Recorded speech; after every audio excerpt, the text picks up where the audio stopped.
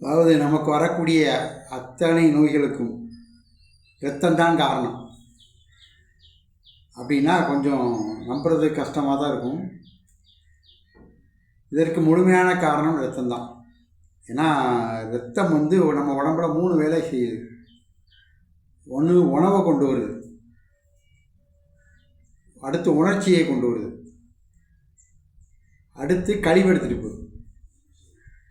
இப்போ உணவுனா உச்சிலேருந்து உள்ளங்கால் வரைக்கும் அத்தனை உறுப்புகளுக்கும், உள்ள உறுப்பு, வெளியே உள்ள உறுப்பு, இப்படி எல்லா உறுப்புகளுக்கும் இரத்தம் தேவைப்படுது. இரத்தம் இருந்தால் தான் அது உயிரோடு இருக்கும். இப்போ இந்த நகம் வளரணும், இதான் வளர்ந்துக்கிட்டே இருக்குது, நான் வெட்டிக்கிட்டே இருக்கேன், வளர்ந்துக்கிட்டே இருக்குது. அப்போ இது வளரணும்னா ரத்தம் வரணும், இந்த இடத்து வரைக்கும் ரத்தம் வரணும், வந்தால் தான் அந்த நகம் வளரும். இல்லை அந்த நகம் செத்த நகம் அப்படின்ட்டுருவாங்க, கருப்பாக இருக்கும், இல்லை வேறு மாதிரி இருக்கும். அப்போ இந்த இதுக்கு உணவு வரணும், அப்போ ரத்தம் வரணும்.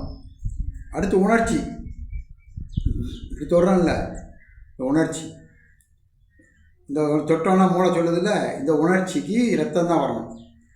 இந்த ரத்தம் வரலை அப்படின்னா அந்த உணர்ச்சி தன்மை குறைஞ்சிரும், நமங்க ஆரம்பிச்சிடும், காந்த ஆரம்பிச்சிடும், எரிய ஆரம்பிச்சிடும், உணர்வு இல்லாத தன்மையாயிடும் ரத்தம் வரலைன்னா.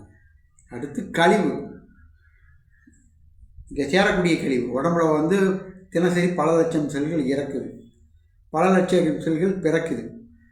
இப்படி இறந்த செல்களை எடுத்துகிட்டு போய் கழிவு மூலமாக வெளியே பற்றணும். அப்போ அந்த இறந்த செல்களை வெளியே பற்றுறது கொண்டு போகிறதும், அந்த இறந்த செல்களை தூக்கிட்டு போகிறதும் ரத்தம் தான் தூக்கிட்டு போகுது. இப்படி இதுக்கு உணவை கொண்டு வருது, உணர்ச்சியை கொண்டு வருது ரத்தம். அடுத்து கழிவு எடுத்துகிட்டு போகுது. இந்த 3 வேளையும் உச்சிலேருந்து உள்ளங்கால் வரைக்கும் அத்தனை உறுப்புகளுக்கும் அத்தனை இடங்களுக்கும் ரத்தம் செஞ்சுக்கிட்டே இருந்ததுன்னா எந்த நோயும், யாருக்கும் எந்த நோயும் கிடையாது. ரத்தத்தில் வேகத்தில் குறைபாடு ரத்தத்தோட தன்மை குறையும் போது தான் ஒவ்வொரு இடத்துலையும் ஒரு நோய் உண்டாகுது. அப்போ தேக்கம் நோய் நீக்க மருத்துவம். ஒரு இடத்துல தேக்கம் உண்டாகுது, ரத்தம் சரியாக போகலை அப்படின்னா அது நோயாக மாறுது. முதல்ல சின்ன பிரச்சனையாக ஆரம்பித்து பெரிய பிரச்சனையாக உருவெடுக்குது. அது சின்ன நோயாக பெரிய நோயாக வருது. வாதம், கையை தூக்க முடியல, கழுத்தை திருப்ப முடியல, முட்டு நடக்க முடியல, இப்படி வாதத்தில் உடம்பு பாதிக்கப்படுதுன்னா அதுக்கு ரத்தம் தான் குறைபாடு. இருதய அடைப்பு, அதுக்கு ரத்தம் தான் குறைபாடு. ரத்த குழாயில் வேகமாக ஒரே வேகத்தில் போய்கிட்டே இருந்ததுன்னா அதில் கழிவு தங்காது, ஓடிக்கிட்டே இருக்கும். அப்போ ரத்தம் வேகம் குறையும் போது கழிவு தங்க ஆரம்பிக்குது, அப்போ ரத்த அடைப்பு வருது. அப்போ இருதய அடைப்பு வர்றதுக்கும் ரத்தம் தான் காரணம். பக்கவாதம், மூளை அடைப்பு, பக்கவாதம் சொல்கிறாங்கல்ல, மூளையில் ரத்தம் அடைச்சிட்டு குழாயில் அப்படிங்காங்க, இதுக்கும் ரத்தம் தான். ரத்தம் ஒரே சீராக வேகமாக போய்கிட்டே இருந்ததுன்னா எந்த இடத்துலையும் மூளையில் எந்த இடத்துலையும் அடைப்பு வராது. ரத்தத்தோட வேகம் குறையும் போது தான் அடைப்பு வருது, வெடிப்பு வருது. அப்போ அதுக்கு ரத்தம் தான் காரணம். இப்படி எல்லா உறுப்புகளுக்கும் கல்லீரலில் போதுமான ரத்தம் இருக்குது அப்படின்னா மஞ்சக்காமலை வர வாய்ப்பு இல்லை,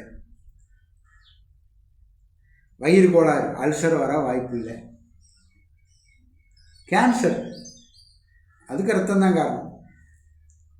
கழிவறை தேக்கம் அதிகமாகும் போது கேன்சராக வருது. இந்த கழிவறை தேக்கம் அதிகமாகுது, ரத்தம் கெட்டு போகுது, இல்லை ரத்தத்தோட வேகம் குறைஞ்சிது, ரத்தத்தால் அந்த கழிவை பற்ற முடியலை. வேகமாக போய்கிட்டே இருந்தால் அனைத்து உறுப்புகளுக்கும் ரத்தம் போய்கிட்டே இருக்குன்னா அந்த சுரப்பியில் உள்ள அத்தனை கழிவையும் வெளியே தூக்கிட்டுக்கிறோம். ரத்தத்தோட வேகம் குறையும் போது அதில் சுரப்பியில் தேக்கம் உண்டாகி கேன்சராக மாறுது. சிறுநீரக அடைப்பு வருது, வயசான பிறகு சிறுநீரக அடைப்பு வருது, சிறுநீரகத்தில் பிரச்சனை வருது, கர்ப்பப்பையில் பிரச்சனை வருது, கட்டி வருது.